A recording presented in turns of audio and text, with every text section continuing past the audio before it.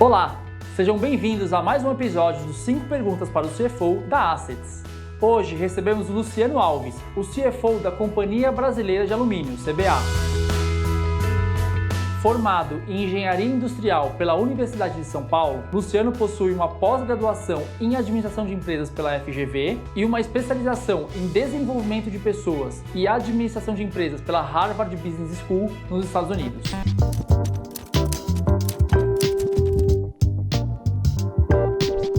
Bom, acho que em primeiro lugar, em Private Equity você tem uma experiência muito profunda de finanças corporativas, né, como um todo, geral, e uma visão de negócios muito ampla. Então, você não é especialista, você é mais generalista, mas no final das contas você acaba tendo que olhar qual que é a indústria que você está analisando, pessoas que trabalham naquela empresa, se faz sentido, se não faz sentido, se é um time robusto para tocar aquele negócio.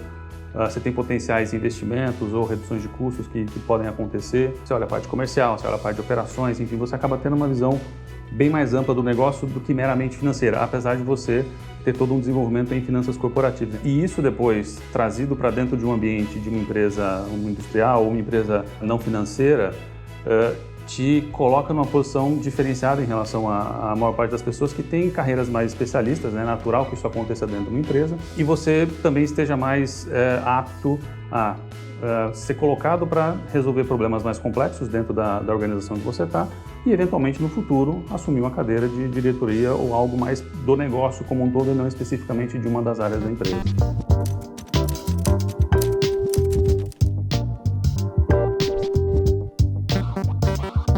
Bom, em consultoria é muito parecido com Private Equity, você tem uma visão de negócio também bastante ampla, né? Eu diria que até mais ampla até do que em Private Equity. Por quê?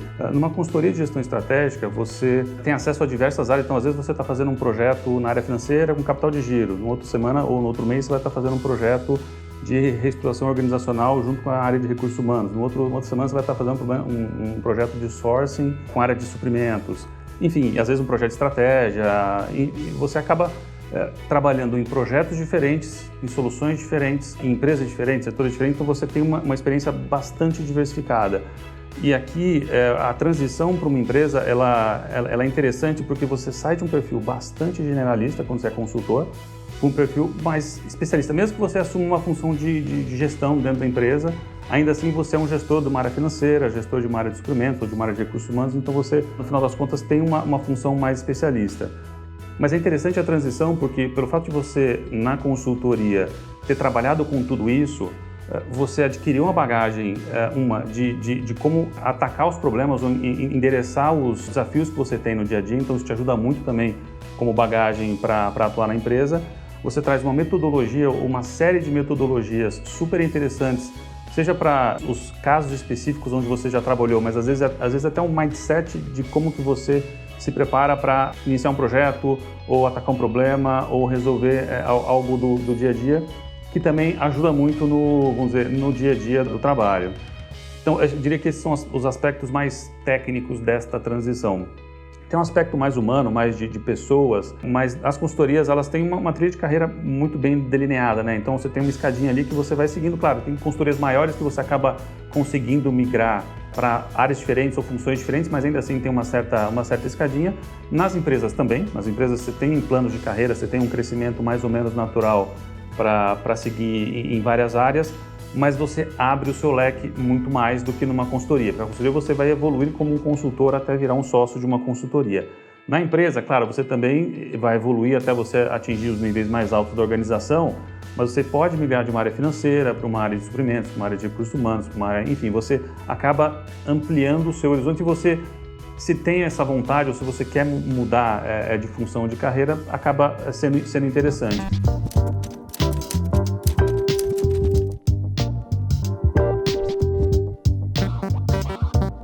A competência técnica que você precisaria ter em finanças corporativas. Eu acho que qualquer executivo da área financeira e em qualquer trilha da área financeira deveria ter uma experiência ou um conhecimento relevante em finanças corporativas. E por quê? Porque o executivo financeiro, hoje em dia, ele é muito demandado em processo de transformação, de reestruturação de empresa, projetos de investimento. Às vezes você tem uma parceria, você tem um M&A ou coisas assim, e você precisa ter o conhecimento para atuar com isso, né? E é muito comum é você o tempo todo ficar fazendo análise de trade-offs entre alternativas. Então, ter um conhecimento de finanças corporativas vai te ajudar muito a conseguir navegar corretamente por esses desafios que são meio que padrão para muitas trilhas e muitas áreas financeiras. E no final das contas, o que a finança corporativa vai trazer é como é que você agrega mais valor, gera mais valor para a empresa como um todo. E como é que você mede isso, como é que você analisa isso. Esse é um primeiro ponto. Acho que o segundo ponto é um olhar mais estratégico, tentando entender tudo o que acontece na empresa, porque eu vejo o financeiro hoje, eles são business partners, eles são parceiros dos negócios, né? Então você tem que estar do lado de um diretor de negócio ou de um diretor de uma área específica da empresa, ajudando ele a tomar as melhores decisões para ele, para a área dele ou para o negócio dele, para a função dele. E trazendo, obviamente, o conhecimento financeiro para ele fazer isso, né? Para ele conseguir tomar essa decisão. Então, não adianta ele ficar só exclusivo com conhecimento financeiro, ele tem que entender do comercial, ele tem que entender de operações, ele tem que entender dos KPIs.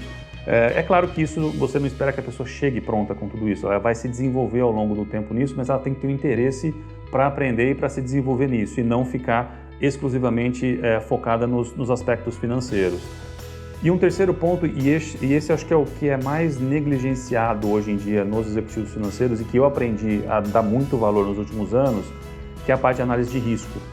E é muito comum quando a gente está em um projeto, se empolgar com a ideia, se empolgar com o projeto, com a iniciativa e focar muito nos aspectos positivos, tudo que pode dar certo, tudo que vai funcionar, o que é ótimo, porque tem que ter esse otimismo, essa motivação fazendo um projeto, mas a gente não pode esquecer de olhar tudo que pode dar errado também, as ameaças e os riscos que você tem dentro do projeto.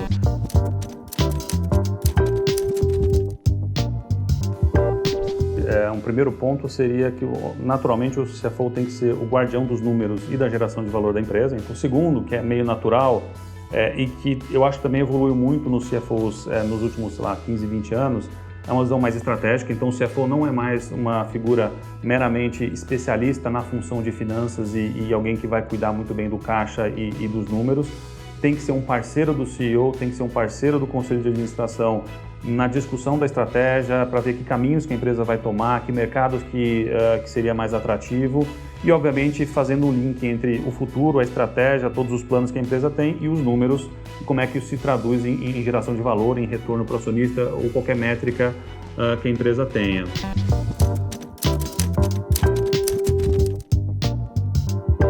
São 3 coisas, talvez. Paciência e paciência. Mas é interessante porque, olhando para trás, eu não me arrependo de nada do que eu fiz. Acho que a minha experiência profissional me trouxe até aqui, então os erros e acertos que eu tive durante a minha trajetória foram fundamentais para eu chegar até onde eu cheguei. Eu poderia ter esperado um pouco mais e ter tomado decisões melhores ou não ter me prejudicado na trajetória por causa daquela decisão. Então, tudo bem, no final das contas, a gente acabou tomando caminhos diferentes ou indo por formas diferentes, mas eu acabei chegando num lugar onde eu estou bem feliz e tranquilo. Mas poderia não ser assim, então acho que ter a paciência, e é óbvio também que eu não estou dizendo que a pessoa precisa ficar estagnada na mesma posição para sempre e esperando alguma coisa que nunca vai acontecer, não é isso. É ter um certo balanço, tem que esperar um pouquinho mais até a chance aparecer, mas ela aparece.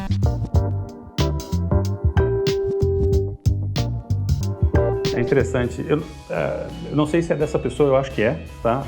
A pessoa chama Neil Donald Walsh, é um escritor americano, e vou falar em inglês, depois eu falo em português, mas é uma frase que eu acho bem interessante, que ele fala, life begins at the end of the comfort zone. Então o que ele quer dizer? Que a vida começa quando termina a sua zona de conforto, e acho que eu exerci muito isso durante a minha trajetória profissional. Então, se você está com medo de alguma coisa, ou se você está com um desafio muito grande na sua frente, não tenha medo. Dá um passo para frente, encara o desafio, encara o medo, porque é aí que vai começar o seu desafio, é aí que vai começar a sua vida, que é o que ele diz, né? Isso vale para a vida profissional, isso vale para a vida pessoal também.